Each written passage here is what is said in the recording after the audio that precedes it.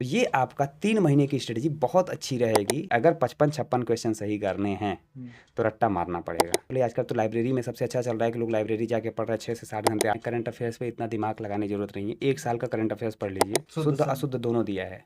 अशुद्ध पे काले रंग का टेप चिपका दीजिए, वो दिखे ही ना। से इतिहास का प्रश्न 1-2 ऐसा आ जा रहा है कि छोड़ देने लायक है, भाई मत दिमाग लगाओ। हेलो दोस्तों, नमस्कार। मेरा नाम है विभांशु। स्वागत है आप सभी का हमारे एक और नए वीडियो में। तो दोस्तों, जैसा कि आप सभी लोग जानते हैं कि आपके आर ओ प्रीलिम्स की डेट तो आ चुकी है री एग्जाम के लिए। तो अभी अगर देखा जाए लगभग 3-3.5 महीने का टाइम आप लोग के पास बचा है। तो इसमें क्या स्ट्रेटजी होनी चाहिए लास्ट 3 मंथ में, आज की इस वीडियो में उस पर चर्चा करने वाले हैं। बस आप लोग वीडियो में एंड तक बने रहिएगा। एंड चैनल पर पहली बार है, चैनल को सब्सक्राइब जरूर कर लीजिएगा। बहुत बहुत स्वागत है सर। थैंक यू विभांशु जी, स्वागत है आपका। सर, लास्ट 3 महीने जो बचे हैं, अगर 3-3.5 महीने की बात करें ये आर ओ री एग्ज़ाम के लिए, तो इसमें किस प्रकार से स्ट्रेटजी होनी चाहिए। जितने भी छात्र अगर वीडियो देख रहे हैं तो कहीं ना कहीं पहले से उन्होंने अपनी तैयारी किसी न किसी सोर्स से कर ही रहे होंगे। तो लास्ट 3 महीनों में क्या और अलग कर सकते हैं, या फिर जो पढ़ रहे हैं उसमें क्या और इम्प्रूवमेंट कर सकते हैं। देखिए विभांशु जी, इसको हम 2 भाग में बांट लें। एक तो उन बच्चों के लिए जो मेंस भी दे रहे हैं 2024 का, और उन्हें भी पीसीएस आर ओ का। हाँ पीसीएस 2024 का मेंस भी दे रहे हैं और समीक्षा अधिकारी भी देनी है, उनके लिए भी।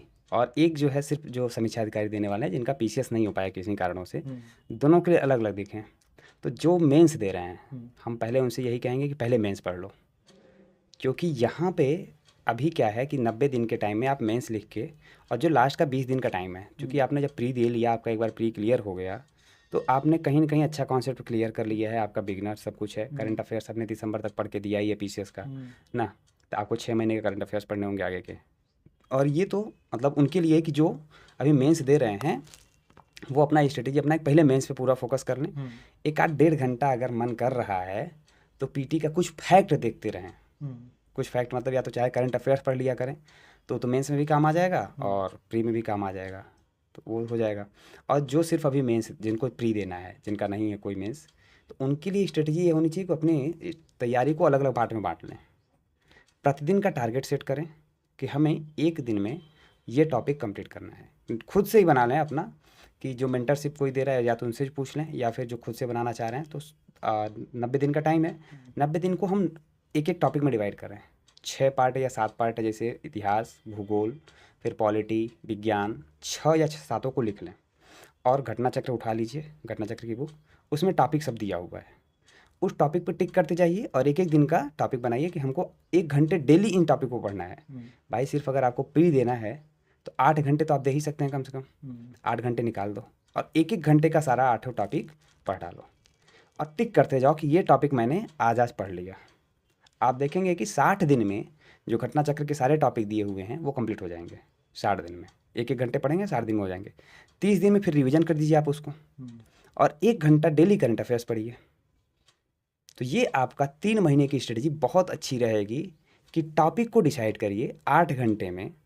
8 घंटे या तो लगातार पढ़िए। आजकल तो लाइब्रेरी में सबसे अच्छा चल रहा है कि लोग लाइब्रेरी जाके पढ़ रहे हैं, 6 से 7 घंटे 8 घंटे लाइब्रेरी में पढ़ रहे हैं।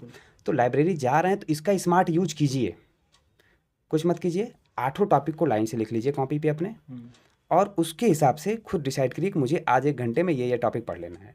60 दिन में, मैं गारंटी के साथ बताऊँ, 60 दिन में आपका पूरा टॉपिक हो जाएगा। बहुत ज़्यादा टॉपिक नहीं है, एक में मुश्किल से 60-65 टॉपिक है। चाहे वो साइंस का टॉपिक हो, चाहे वो कोई टॉपिक हो, लगभग इतने ही टॉपिक, इससे ज़्यादा नहीं है। इतने में आपका 60 दिन में हो जाएगा। फिर लास्ट के 30 दिन में आप फिर क्या कीजिए, उसी को रिवीजन कर लीजिए, यानी आपने 2 बार पढ़ लिया। इसके साथ साथ आप कोई एक टेस्ट सीरीज़ ले लीजिए, जो करंट सिनेरियो बना रहा हो उस टेस्ट सीरीज़ को आप ज्वाइन कर लीजिए। वो ऑनलाइन टेस्ट सीरीज़ हो सकती है, उसमें ज्वाइन कीजिए। और सबसे अच्छी चीज़ है कि टेस्ट सीरीज़ ऐसी ज्वाइन कीजिए कि जो आपको बाद में मेंटर भी देता रहे। ऐसा ना हो कि सिर्फ टेस्ट सीरीज़ दे रहा है, आपके पास इन्फॉर्मेशन की बम्बार्डमेंट कर दे रहा है और कुछ आपको एडिशनल चीज़ें नहीं जुड़वा रहा है। तो वो चीज़ें करना ज़रूरी है कि जब तक आप नहीं टेस्ट सीरीज ज्वाइन करेंगे तो ये आपको पता नहीं चलेगा कि हम क्या क्या चीज़ें गलती कर रहे हैं। तो गलतियाँ बहुत हो रही हैं, क्योंकि पीटी में हमने देखा कि मतलब पॉलिटी के क्वेश्चन सामान्य से बहुत सारे स्टूडेंट गलत कर दे रहे हैं। ज्योग्राफी के क्वेश्चन गलत हो रहे हैं, जबकि ये सामान्य से क्वेश्चन गलत होंगे तो फिर आप पीटी से बाहर हो जाएंगे। तो इन्हें सही करिए और फिर करंट अफेयर्स पढ़िए। करंट अफेयर्स अभी से पढ़ना शुरू कर दीजिए। अभी से पढ़ेंगे तो जुलाई तक जाते जाते आप लगातार पढ़ लेंगे। फिर उधर लास्ट मंथ में कोई आ जाएगी ईयरली मैगजीन, तो उसे पढ़ लेंगे तो आपका हो जाएगा। अच्छा, जीएस के पेपर में क्या प्रायोरिटी हमें सेट करनी चाहिए कि जैसे पॉलिटी के क्वेश्चन ज़्यादा पूछे जा रहे हैं या हिस्ट्री के ज़्यादा पूछे जा रहे हैं तो उसको ज़्यादा टाइम देना चाहिए, और जिनके क्वेश्चन कम पूछे जा रहे हैं उनको कम टाइम देना चाहिए? देखिए हिमांशु जी, इस पे एक चीज़ हम बताएं कि हम 2017 से लगातार देख रहे हैं सिनेरियो, किसी भी प्रश्न को, किसी भी सब्जेक्ट को आयोग ज़्यादा प्रायोरिटी नहीं दे रहा है। कभी एक दो प्रश्न ज़्यादा, एक दो प्रश्न कम होता है। तो किसी को प्रायोरिटी दे के मत पढ़िए, सारे सब्जेक्ट आपके प्रायोरिटी में होने चाहिए। जैसे मैंने बताया ना कि 8 घंटे का शेड्यूल, हर को एक एक घंटे दे दीजिए, तभी आपको कर पाएंगे। क्योंकि पता चला कि हम इतिहास को ज़्यादा पढ़ रहे थे और अगली बार इतिहास का प्रश्न या तो ऐसा बना दिया कि आ ही नहीं रहा है, और या तो ऐसा बना दिया कि एकदम कम कर दिया, 5 क्वेश्चन 7 क्वेश्चन ला दिया, तब क्या करेंगे? पॉलिटी बढ़ा दिया, ज्योग्राफी बढ़ा दिया। जैसे हम आपको बताएं कि 2014 में एक बार ऐसा हुआ था कि लगभग 60 क्वेश्चन ज्योग्राफी से बना दिया आयोग ने। 60 क्वेश्चन 140 में से आरओ में था। अब बताइए, जो बच्चा तो ज्योग्राफी पढ़ा होगा उसके से बाय बाय, और जिसने नहीं पढ़ा होगा वो उसी से निकल जाएगा 60 क्वेश्चन बाहर हो गया। तो ऐसी चीज़ों में हमको क्या करना है कि आयोग किस पे ज़्यादा वरीयता दे रहा है तो हमें नहीं पता है ना। तो हमें क्या करना है कि स्ट्रेटजी सारे सब्जेक्ट को देनी है। 8 घंटे का शेड्यूल बनाइए, सारे सब्जेक्ट के एक एक घंटे दीजिए। हो सकता हो कि जो एक सब्जेक्ट को ज़्यादा पढ़ा है वो एक क्वेश्चन ज़्यादा कर लेगा। आपने सारा पढ़ा है, सब में थोड़ा थोड़ा करेंगे, और थोड़ा थोड़ा करते बूंद बूंद से घड़ा बढ़ता पढ़ेंगे हम लोग, तो बूंद बूंद से घड़ा बढ़ जाएगा। और टेस्ट सीरीज जरूर एक ज्वाइन कीजिए। अच्छा, करंट अफेयर को लेके काफ़ी ज़्यादा कन्फ्यूजन रहती है कि कब से पढ़ें, क्योंकि अगर मान लीजिए अब तो डेट डिसाइड हो गया है कि जुलाई में एग्ज़ाम होना है, तो पिछला पुराना कितना करंट पढ़ें? लास्ट 2024 जून का या जुलाई, या फिर उसके आगे कब से स्टार्ट करें? देखिए हम आपको बताएं, करंट अफेयर्स पे इतना दिमाग लगाने की जरूरत नहीं है। 1 साल का करंट अफेयर्स पढ़ लीजिए। वैसे समीक्षा अधिकारी में थोड़ा सा हमने देखा है कि ट्रेंड वो 2 साल पहले का करंट अफेयर्स पूछ लेते हैं। ठीक है, एक बार मैं आपको बताऊं कि आ चुका था ग्लोबल हंगर इंडेक्स 2021 का आ चुका था और 2019 का पूछ के बैठा था। ठीक है, अब बताइए कौन पढ़ के जाएगा? लेकिन हम तो थे भाई, 2017 से दे रहे थे तो 2019 वाला भी पढ़े थे, हम तो मान लिए। लेकिन जो नया बच्चा वो तो नहीं पढ़ के जाएगा। ऐसे में दिमाग भी नहीं लगाना है। कुछ चीज़ों को आपको क्या करना है, जैसे इंडेक्स जो है, जैसे प्रसन्नता सूचकांक है, भूखमरी सूचकांक है, ठीक है, इसके 1 साल पहले का भी देख लीजिए, रैंकिंग भारत की क्या है और वर्तमान में क्या है, दोनों देख के जाइए। कई बार कथन वाले क्वेश्चन में दे सकता है। कथन में दे सकता है। ऐसा 2017 वाले के में प्री में हुआ था। वो पूछा कि ग्लोबल जो जेंडर गैप नहीं, विश्व प्रसन्नता सूचकांक में भारत की रैंकिंग 133 है और इस बार 122 थी। ठीक है, ऐसे दिया। फिर दे रहा इसमें सुधार जो है 10 अंक का हुआ। अब 133 में से 122 घटाने पे 11 बचेगा। बहुत सारे बच्चे 22 10 32 के 22 10 33 जोड़ लिए। ठीक है, इसमें मेरे कुछ दोस्त भी थे, वो भी किए थे ऐसा, और वो मार के चले आए। फिर कह रहे 10 हुआ था। हमने कहा कैसे भैया, घटाइए इसको, तो 11 था। तो ऐसे भी ध्यान देना। तो वो चीज़ क्रम भी पूछ लेता कि इतने का सुधार हुआ, इतने का गिरावट हुई, तो 2 देखिए, लेकिन सारे का मत देखिएगा, पता चला सारे चक्कर में भूल बहुत हाईलाइटेड चीज़ें। हाँ, जैसे प्रसन्नता सूचकांक हो जाए, ग्लोबल हंगर इंडेक्स हो जाए, भूखमरी सूचकांक हो जाए, इसके अलावा यूनाइटेड नेशन का जो सूचकांक है उसे देख लीजिए, और नीति आयोग का जो सूचकांक है ये जरूर देखिएगा। नीति आयोग का जो इस समय सस्टेनेबल डेवलपमेंट को बोल के बहुत अच्छा आ रहा है, उसको देखिएगा। बस इसके अलावा बहुत कुछ देखने की जरूरत नहीं है। हिंदी में आपको 2-3 चीज़ें ले सकते हैं। हिंदी जैसे इसमें 6 ही पार्ट है, 6 पार्ट को कहीं से भी पढ़ लीजिए, कोई दिक्कत नहीं है। वासुदेव नंदन की बुक ले लीजिए, इसमें से आपके लगभग 20 से 25 क्वेश्चन आ जाएंगे, मतलब यहाँ से बन जाएंगे। और आप देखेंगे तो हरदेव बाहरी पढ़ लीजिए, या फिर एस कुमार की बुक आती है, कोई भी मतलब बुक आप उठाइए, कोई भी बुक जिसमें दिया हो, तत्सम तद्भव दिया हो, विशेषण विशेष, हाँ, 6 टॉपिक दिया हो, उसे लीजिए और सिर्फ पढ़िए मत, रट्टा मारना है ना। जैसे बच्चे घोट के पीते हैं ना, रट्टा मारिए। अगर 55-56 क्वेश्चन सही करने हैं तो रट्टा मारना पड़ेगा। या तो आपका हिंदी साहित्य विषय ग्रेजुएशन से लेके पीजी तक रहा हो। रट्टा मारने कोई उपाय? डेली डेली एक एक पेज। हम तो यही किए हैं कि एक पेज का एक पार्ट एक दिन में रटते हैं, 10 मिनट लगता है। ठीक है, 6 पार्ट है, 1 घंटा 10-10 मिनट रटे, और पूरी कहानी मुझे याद हो गई। जैसे बंदूक एक बहुत उपयोगी शस्त्र है। ठीक है, श्री कृष्ण के अनेक नाम हैं। मैं समझता हूँ ऐसे ही रटा होना चाहिए कि अगर आया तो हम सोचेंगे नहीं कि अनेकों सही है, अनेक सही है। श्री कृष्ण के अनेक नाम है, बस वही सही होगा, इसके अलावा सब गलत है। ठीक है, ये एकदम रट्टा होना चाहिए दिमाग में, तभी ये हो पाएगा। नहीं तो फिर वही है ना कि 52-53 क्वेश्चन सही होंगे आपके। आप समझिए कि मेरा 56 सही हो, आपका 51 सही हो, 4 क्वेश्चन से मैं मेरिट में आगे आ गया ना। 1 नंबर से मेरिट आगे पीछे होती है। अगर आपको 56-57 सही करना है तो रट्टा मारना पड़ेगा। और आप 50 से 51-52 पे रहना चाहते हैं तो समझिए, और 45 पे रहना चाहते हैं तो पढ़ के जाइए। तीनों बता दिया। 56-57 जाना है, रट लो भाई। अगर आपको 50 पे रहना है तो थोड़ा सा समझ के जाइए, और नहीं रहना है 45 से भी नीचे पढ़ के जाओ, जो समझ में आएगा सही होगा, जो गलत होगा गलत हो जाएगा, यही चीज़ है बस। इसके अलावा कुछ मत पढ़िए, टेस्ट सीरीज ज़रूर कीजिएगा। तो हिंदी में चीज़ें लगभग चीज़ें यहाँ पे क्या ना कि एक ही चीज़ बार बार पूछता है, जैसे जिसका कोई शत्रु ना जन्मा है, अजात शत्रु आयोग का सबसे फेवरेट प्रश्न है। मतलब हमको लगता है कि फिर हिंदी में चीज़ें वही रहती हैं। ये तो हमको लगता है कि अजात शत्रु वाला प्रश्न कम से कम 25 बार पूछ चुका है।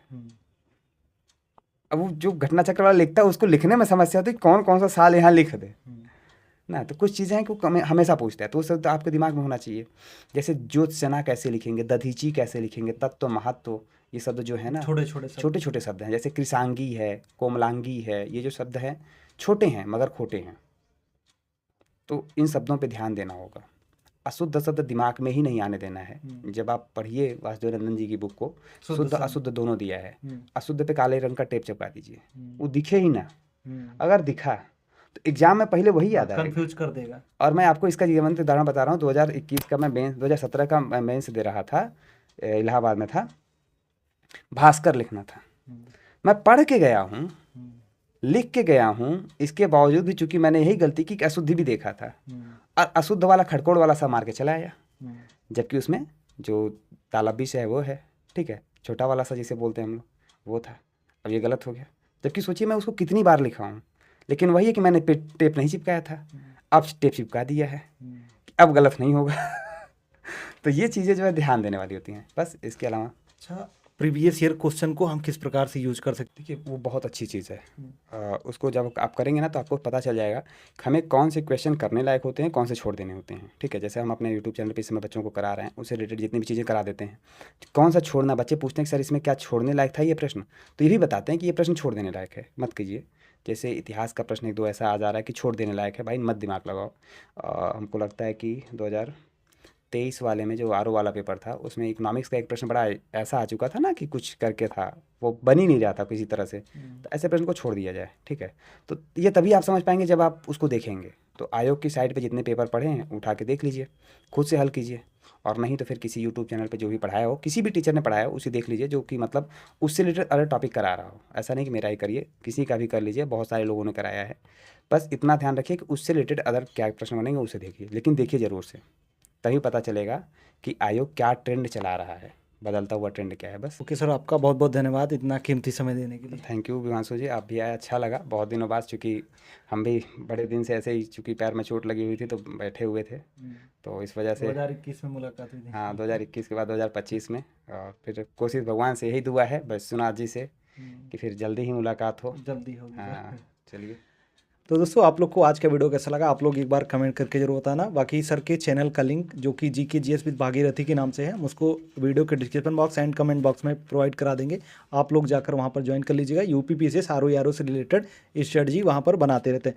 बाकी यदि आप लोग टेस्ट सीरीज वगैरह लगाना चाहते हैं किसी भी कोचिंग का, तो आपको वीडियो के डिस्क्रिप्शन बॉक्स में लिंक मिल जाएगा, आप वहाँ से जाकर अपना टेस्ट सीरीज वगैरह जो भी मंगाना चाहें आप वहाँ से मंगा सकते हैं। वीडियो अच्छा लगा तो वीडियो को लाइक, कमेंट और शेयर जरूर कर दीजिएगा। यदि आप लोग का कोई सजेशन सुझाव हो तो आप हमारे कमेंट बॉक्स में कमेंट करके बता दीजिएगा। चलिए फिर मिलते हैं नेक्स्ट वीडियो में, तब तक के लिए जय हिंद, वंदे मातरम।